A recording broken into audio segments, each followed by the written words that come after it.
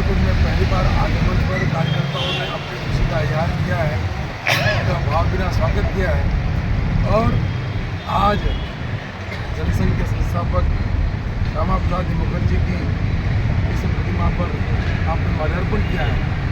और ये संदेश दिया है कि जनसंघ के जो सिद्धांत भारतीय जनता पार्टी की रीति नीति और उसको देखते हुए मैं अपने जीवन को जो मुझे अवसर मिला है 6 वर्ष का, मैं किस प्रकार मेवाड़ वागड़ राजस्थान की सेवा कर सकूँ, इस प्रकार का संकल्प लेकर आज हम सब लोग यहाँ पर खड़े हैं। और माननीय जिलानी साहब भी अपने मन में ये विचार कर रहे हैं कि कौन कौन सी योजनाओं के माध्यम से मैं संपूर्ण राजस्थान के अंदर मुझे जो अवसर मिला है उस अवसर को किस प्रकार से ठीक से उपयोग कराकर जनमानस की कसौटी पर खड़ा उतरूँ। मैं अपनी ओर से इनको बहुत बहुत शुभकामनाएं देता हूँ। और जिस प्रकार का जीवन रहा BN कॉलेज के हमारे साथ में हम साथी रहे और उसके पश्चात जब इनको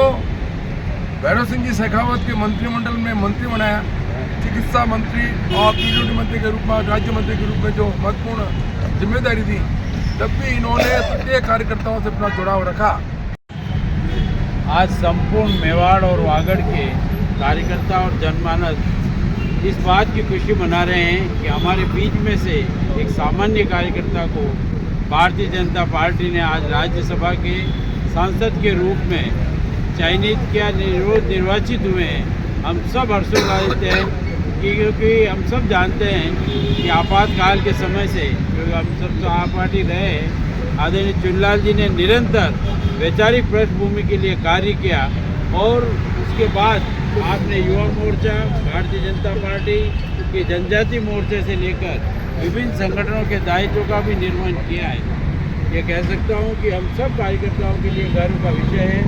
कि इन्होंने अयोध्या और कश्मीर जैसे राष्ट्रीय मुद्दों के समय मंत्री पद को ठुकरा करके इस बात की पहल की कि मैं भी एक कार सेवक के रूप में मैं अयोध्या जाऊँगा, कश्मीर आंदोलन में जाऊँगा। ऐसा त्याग निश्चित रूप से अनुकरणीय है। आज भारतीय जनता पार्टी का प्रत्येक कार्यकर्ता अपने आप को गर्व महसूस कर रहा है कि भाई चुनलाल जी गरासिया को आदरणीय मोदी जी ने, अमित शाह जी ने, नड्डा जी ने, CP जोशी ने, आदरणीय भजनलाल शर्मा ने, कि हमारे जो प्रदेश और केंद्रीय नेतृत्व हैं उन्होंने इस बात को परखा, जांचा। एक सामान्य कार्यकर्ता अपनी कर्म शक्ति से आगे बढ़ा है और जो व्यक्ति जन्म से नहीं कर्म से महान हुआ है उसको आज जिस तरह का सम्मान मिला है, ऐसा लगता है कि हर कार्यकर्ता का सम्मान हुआ है। आज पहली बार आप सांसद बनने के बाद, क्योंकि आप विधायक भी रहे, मंत्री भी रहे, अनेक पद पर रहे, और मुझे इस बात की खुशी है कि पहली बार जब मैं युवा मोर्चा में इन्हें पदाधिकारी बनाने के लिए बैंक गया, आदरणीय गुलाज भाई साहब ने कहा कि इनको युवा मोर्चा की टोली में जोड़ो जाके ले, तो आपने हाँ तो कही, पर ये काम मैं अभी सदस्य के रूप में करूँगा। परंतु ठीक 2 माह बाद योग भी अच्छा बना, लोकसभा जीते